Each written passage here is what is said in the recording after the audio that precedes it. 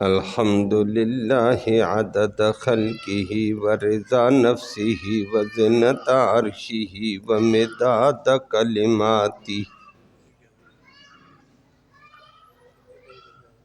والصلاۃ والسلام علی صفوۃ رسلہ وخیر خلقہ محمد وآلہ وصحبہ اما بعد فاعوذ باللہ من الشیطان الرجیم بسم اللہ الرحمن الرحیم یا ایہا الذین آمنوا اتقوا اللہ حق تقاتہ ولا تموتن الا وانتم مسلمون صدق اللہ العلی العظیم وبلغنا رسولہ النبی الامی الکریم۔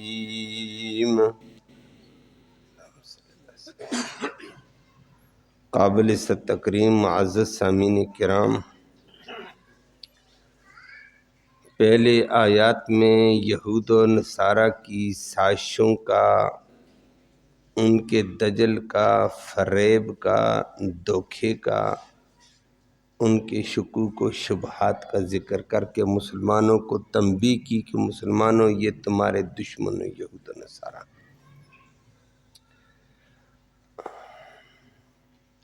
اور ان کی چال سے بچتے رہنا، یہ تمہیں کہیں خراب نہ کر دیں، دین سے دور نہ کر دیں۔ یردوکم، یہ تمہیں تو لوٹا دیں گے ایمان کے بعد کفر کی طرف، اس سے بچنا۔ آج اللہ رب العالمین نے اس آیت کریمہ میں مسلمانوں کے لیے ایک زرعی اصول کا ذکر فرمایا جو کامیابی کا، دنیا کی اور آخرت کی نجات کا ذریعہ ہے۔ پھر کل کی آیت میں دوسرا اصول آئے گا، تو فرمایا ان اصولوں کو اپنا کر چلو گے تو تمہیں کوئی نہ گمراہ کر سکے گا، نہ کوئی دجل اور فریب اور دھوکے سے برباد کر سکے گا، بلکہ تمہاری دنیا بھی کامیاب، آخرت تقوی اختیار کرو۔ اللہ ہم سب کو توفیق نصیب فرمائے۔ کل کی آیت میں فرمایا پھر اللہ کی رسی کو، قرآن کو مضبوطی سے پکڑو تو سب بچ جاؤ گے، اور اتفاق کا دامن تھامے رکھو، تو نہیں تو برباد ہو جاؤ گے۔ اللہ ہمیں ان چیزوں سے بچائے۔ پہلی بات کو سماعت کریں، لفظی ترجمہ جو آج ذکر ہوگا۔ فرمایا یا ایہا الذین آمنوا، اے وہ لوگو جو ایمان لے آئے ہو، اے مومنو، اتقوا اللہ، اللہ سے ڈرتے رہو، حق تقاتہ، جیسے اس سے ڈرنے کا حق ہے، ولا تموتن، اور ہرگز موت نہ آ جائے تم میں سے کسی کے ہاں، الا مگر اس حال میں، وانتم، کہ تم ہو مسلمون، فرمانبرداری کرنے والے، اسلام کے پیروکار۔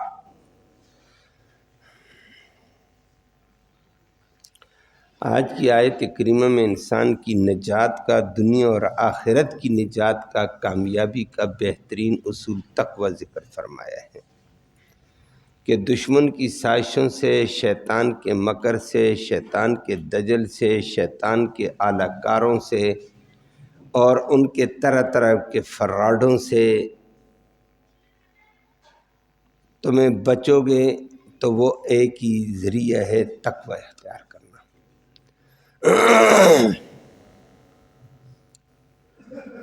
تقوی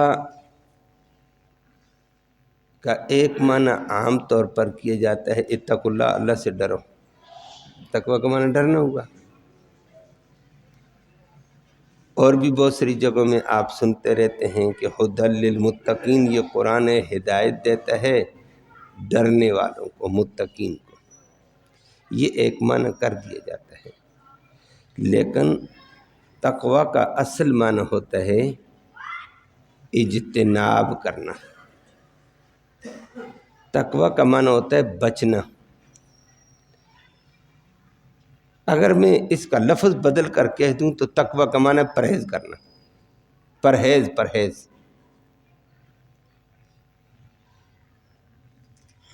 تو بچنا ہے کس سے بچو؟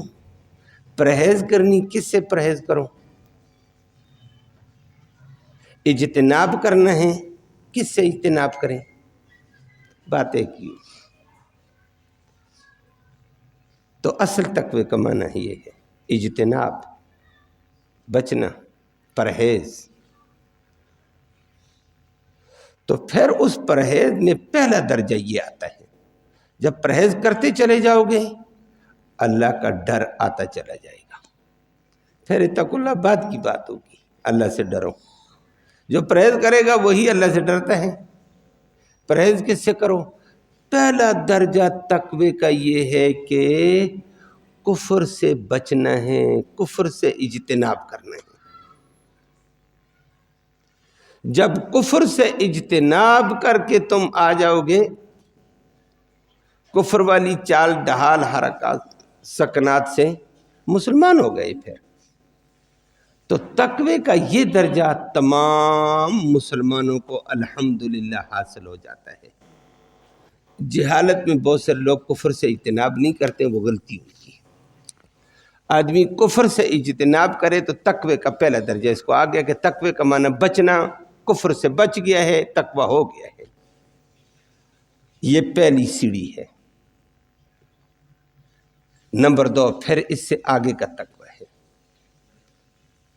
کہ جس طرح کفر سے بچا، شرک کی ہر قسم کی قباحت سے بھی بچ.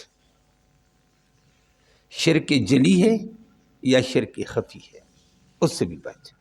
شرک جلی اللہ کی ذات میں، صفات میں کسی غیر کو لانا، اللہ کو پکارنے کے علاوہ غیر کو پکارنا،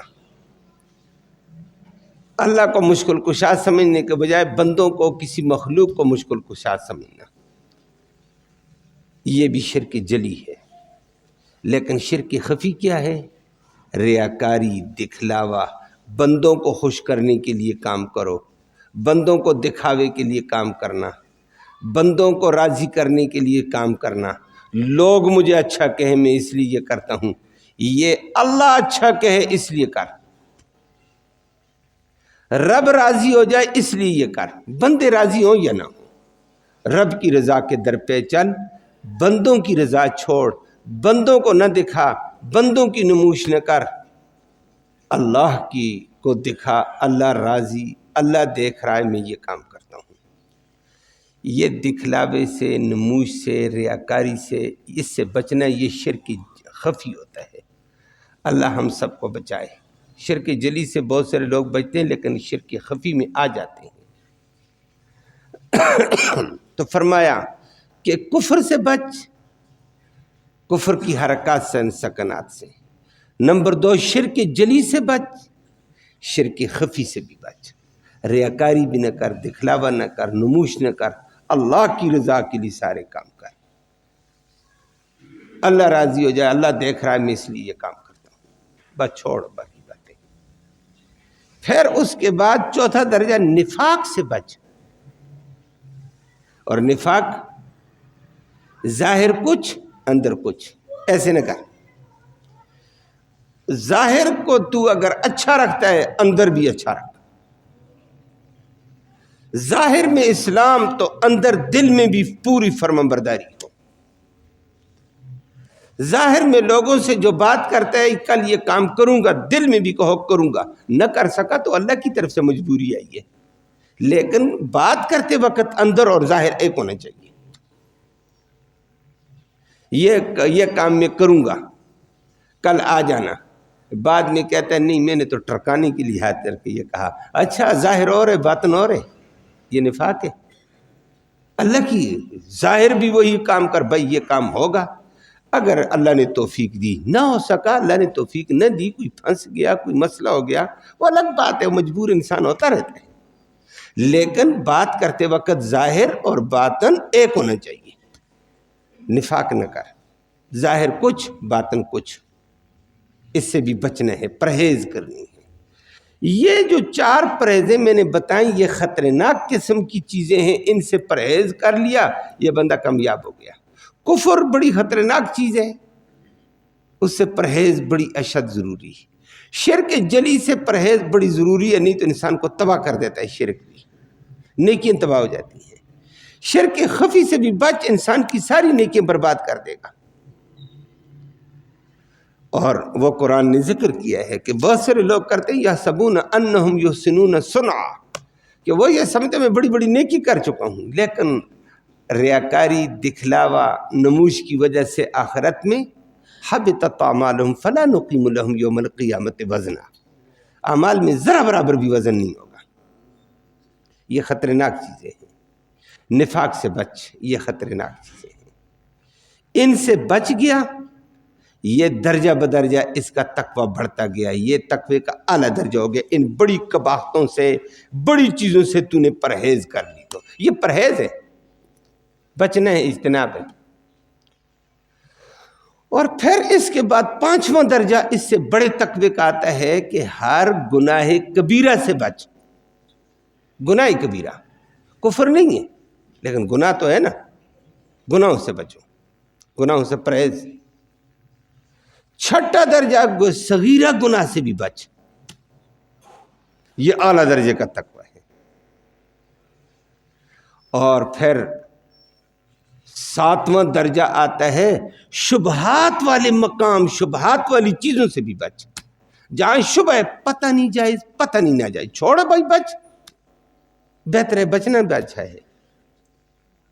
کوئی شبہ والا مقام ہے، بچنا بہتر ہے.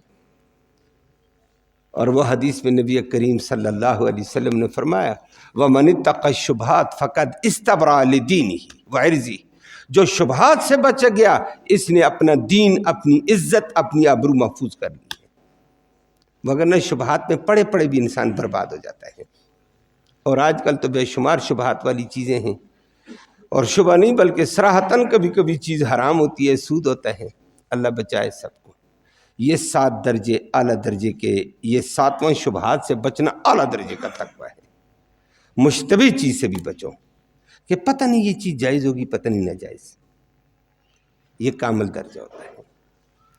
صاف ہے، الحلال بین والحرام بین، حلال بالکل دلائل سے واضح ہے، حرام بھی واضح. حلال کے در پہ رہو، حرام سے بچو، شبہ والی چیز سے بھی کنارے ہو جاؤ. نبی کریم صلی اللہ علیہ وسلم نے چلتے ہوئے راستے میں سخت بھوک لگی ہوئی ہے، سفر ہے، پیدل ہے. وہ آپ جانتے ہیں بھوک ہے تو انسان کی کیا حال ہے. پھر بندہ پیدل چلے تو جسم جواب دے چکا ہے، ٹانگیں جواب دے چکی ہوتی ہیں، پسینے آتے ہیں، چلوں کیسے. تو نبی کریم صلی اللہ علیہ وسلم کو صحت سفر سے واپس آئی کیفیت، صحابہ کے ساتھ ملے، آگے دیکھا کھجور پڑی ہوئی ہے. تو بھوک کے لیے کھجور بھی بڑی چیز ہے، اور اللہ نے ویسی بھی اس میں طاقت رکھی ہوتی ہے.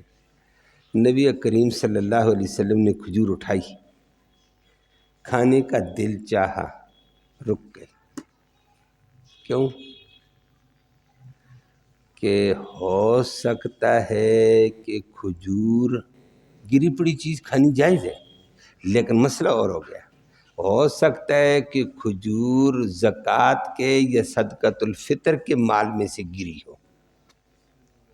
ہو سکتا ہے، شبہ ہے. اور زکوٰۃ اور صدقۃ الفطر نبی اور نبی کا خاندان نہیں کھا سکتا. نبی نے فرمایا میرا دل چاہتا تھا کھجور کھا کر اپنی بھوک دور کروں، لیکن مجھے کھانے کا ارادہ ہوا، منہ کے قریب کیا، میرے دماغ میں کھٹک آئی، ہو سکتا ہے زکوٰۃ کی ہے کھجور، ہو سکتا ہے، دلیل نہیں ہے. نبی نے چھوڑ دیا. فرمایا اللہ کے نبی ویسے گری ہوئی چیز تھی، کھا لیتے ہیں. فرمایا بھائی شبہ پیدا ہو گیا تھا، شبہ والی چیز سے بھی دور رہو. یہ تھے وہ لوگ.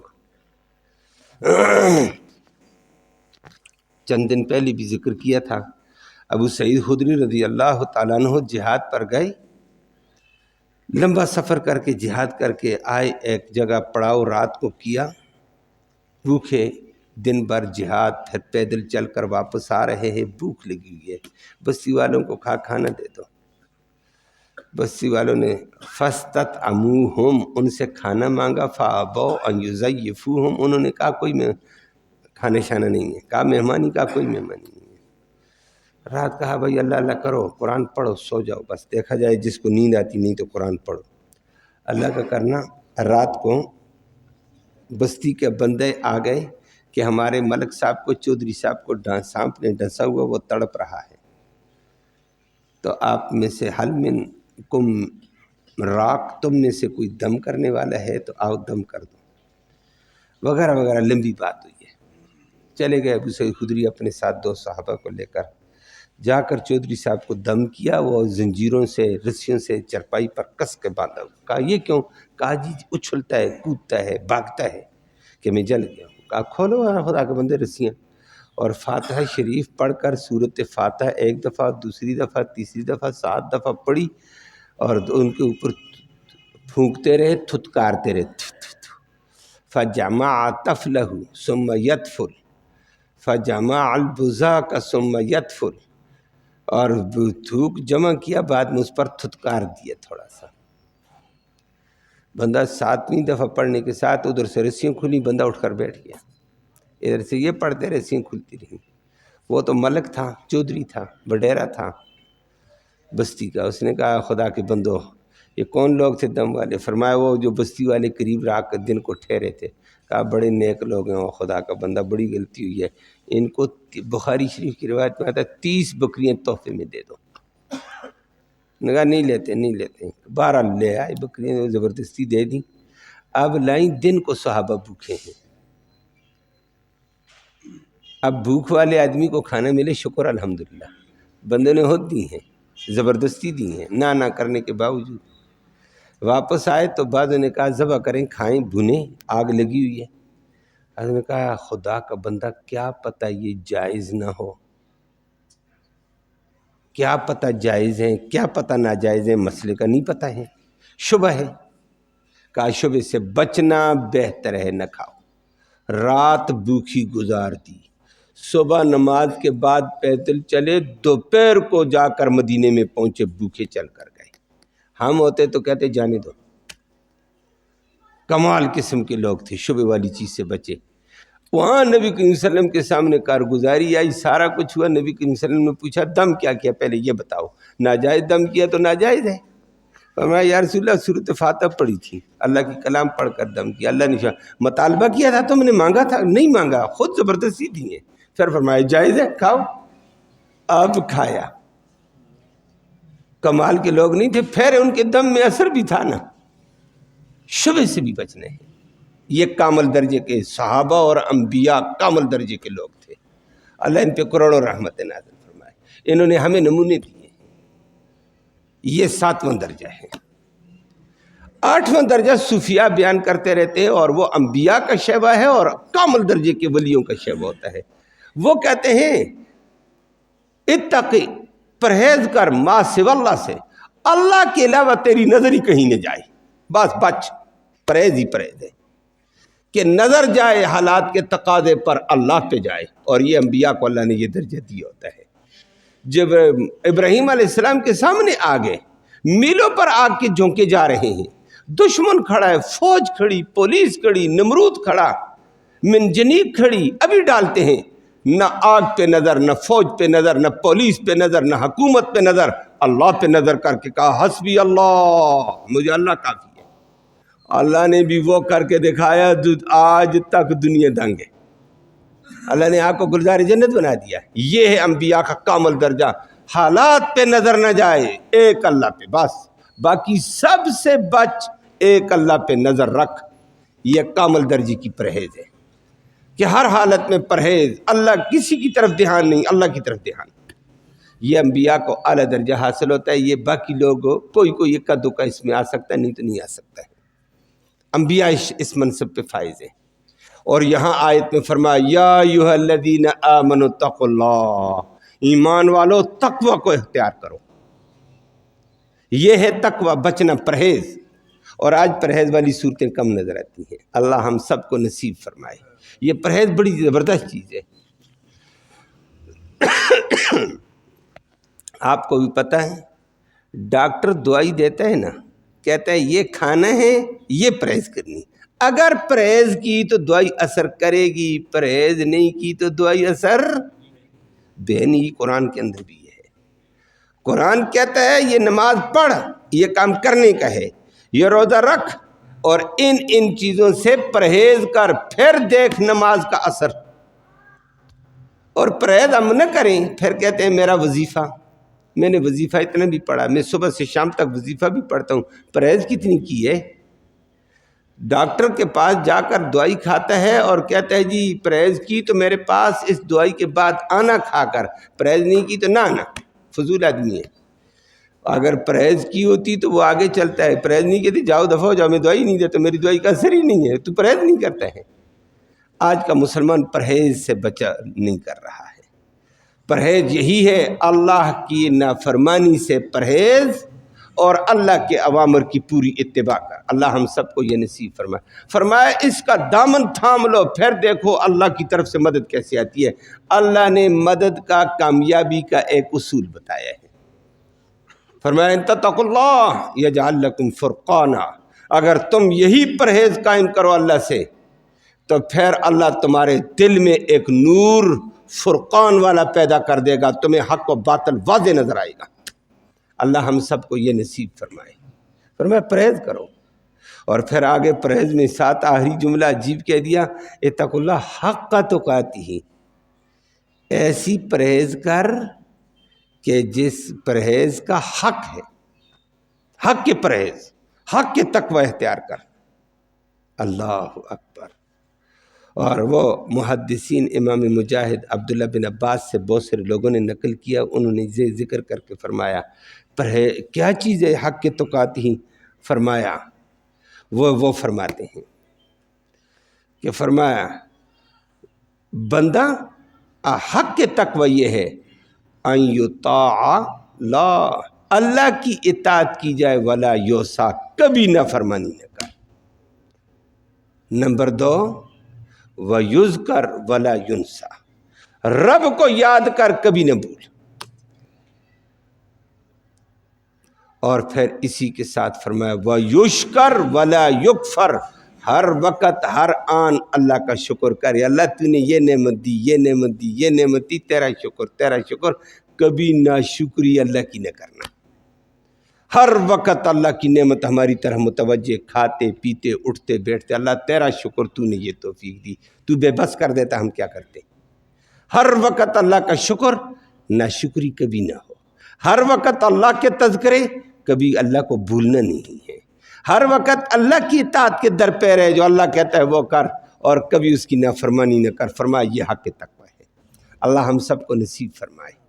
اور فرما دیا یہ کام اگر تم کرو گے پرہیز والا اور حق تقوی، وَلَا تَمُوتُنَّ إِلَّا وَأَنْتُمْ مُسْلِمُونَ، فرمایا یاد رکھو پھر تمہاری اسلام والی زندگی کے اوپر موت آئے گی، اور موت اس حال میں آئے گی کہ تمہیں اللہ اسلام کی دولت دے گا، اور اسلام کے اوپر زندگی گزاری، موت اسلام والی، موت اسلام والی، کل قیامت کے دن حشر بھی اسلام والا، حشر اسلام والا ہو گیا تو نجات بھی اسلام والی ہوگی۔